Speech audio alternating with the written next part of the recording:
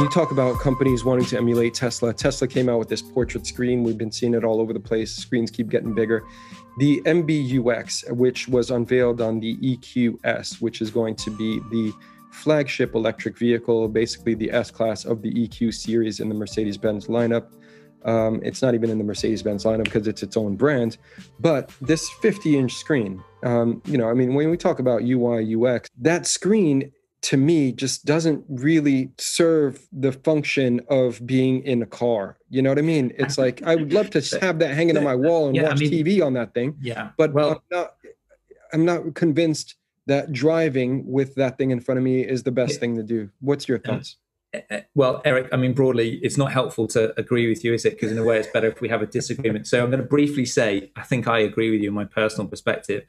Is that peak screen? Where are we going? Byton, though, having said that, I know they didn't go all the way through because that's a bit of a sad story, but you could argue they had more real estate there. But this hyperscreen, as they're calling it, yes. Of course, it isn't a hyperscreen. It's 3 screens that sit below one surface.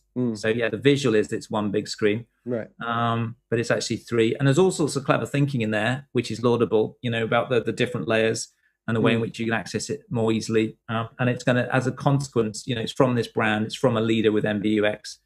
It's going to be this amazing flagship product, and it's going to have this amazing thing. It's going to be an amazing presence. It will have a big effect. It will shift aspects of market expectation, I think, in particular in China.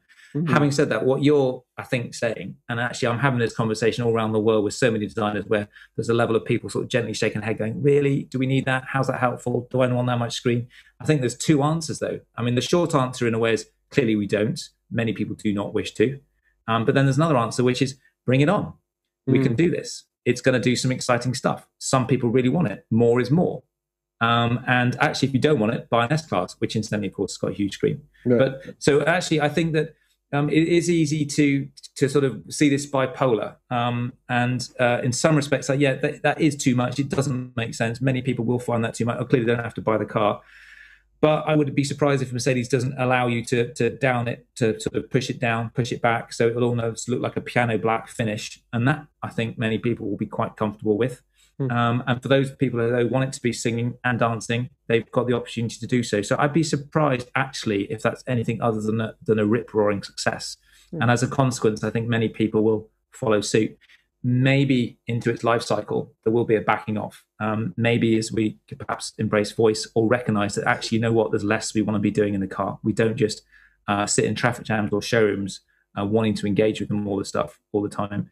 So maybe that will dim down, but I think it would be naive just to think that they've gone over the top. Yeah, no, look, I think it will definitely influence whether or not that's a good thing. I don't know. Whether or not legislation is going to accept it, I don't know. Things like that are really playing in my mind here.